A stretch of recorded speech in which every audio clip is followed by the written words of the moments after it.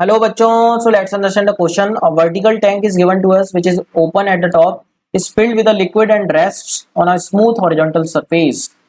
Smooth है horizontal surface पे. Small hole is open at the centre of one side of the tank. तो इस तरीके से टैंक बना लेते हैं बच्चों, और ये इस तरीके से रखा हुआ है और यहाँ पर सेंटर पर एक होल ओपन कर दिया हमने और यहाँ पर पानी भरा हुआ है. सेंटर इसकी हाइट ले लेते हैं h. पानी भरा हुआ है इस तरीके से. तो यहाँ पर बच्चों जैसे ही हम होल लगाएंगे तो पानी बाहर आएगा v स्पीड से, और ये हाइट हमारी सेंटर दे रखा है ये पॉइंट, तो h/2 हो जाएगी.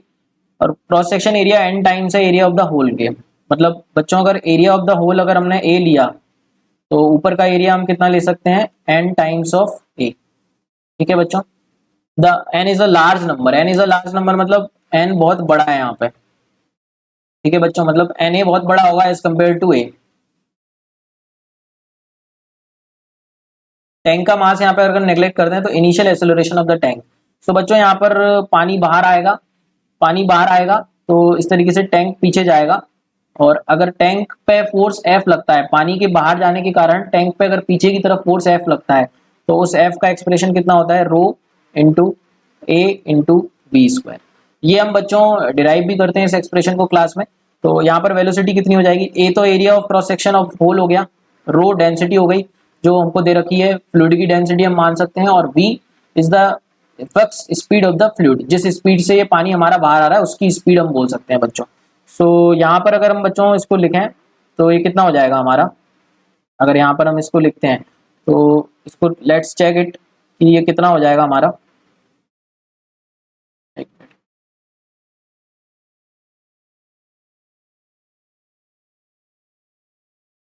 हाँ, तो ये हो जाएगा बच्चों रो, एक रो ए वी स्क्वायर. तो बच्चों v कितना होता है हमारा एफ एक्स स्पीड. तो हम देख सकते हैं h/2 हाइट पर होल है सरफेस से, तो इसकी स्पीड लिख सकते हैं √2gh/2. ये हमारे पास फॉर्मूला होता है बच्चों. तो ये हो जाएगा रो ए वी स्क्वायर को हम लिख सकते हैं 2gh/2. तो 2 से 2 कैंसिल हो गया बच्चों, और इसको लिख सकते हैं हम रो ए इंटू जी इंटू एच. ये फोर्स आ गया बच्चों. लेकिन उसने बच्चों हमसे एक्सेलरेशन पूछा है, तो एक्सेलरेशन हम कितना लिख सकते हैं, फोर्स डिवाइडेड बाय मास. तो फोर्स डिवाइडेड बाय मास हमारा एक्सेलरेशन हो जाएगा बच्चों. तो कितना हो जाएगा ये value, force divided by mass करेंगे तो फोर्स आया हमारा रो ए जी एच, और इसको डिवाइड करना है किससे, मास से. तो मास को हम m ले लेते हैं. अब बच्चों यहाँ पे कुछ इन्फॉर्मेशन दे रखी है कि मास वगैरह कैलकुलेट करने के लिए वो चेक करना पड़ेगा हमको. n के टर्म्स में इसको इंट्रोड्यूस कर लेते हैं बच्चों. तो बच्चों यहाँ पर हम n के टर्म्स में कैसे इंट्रोड्यूस करेंगे इसको, तो मास को हम लिख सकते हैं डेंसिटी इंटू टोटल वॉल्यूम. तो रो ए जी एच मास को लिख सकते हैं डेंसिटी इंटू टोटल वॉल्यूम, और वॉल्यूम को कितना लिख सकते हैं बच्चों h into n a, cross section area into height. तो ये कितना हो जाएगा rho a g h upon rho into n into a into h, area into height. तो एच एच कट गया बच्चों, रो वी कट गया यहाँ पे, तो ये बना a g upon n a, a g upon n a. तो बच्चों यहाँ पर हम इसको लिख सकते हैं a g upon n a. Next slide पर इसको लिख लेते हैं a g upon n a, a g upon n A.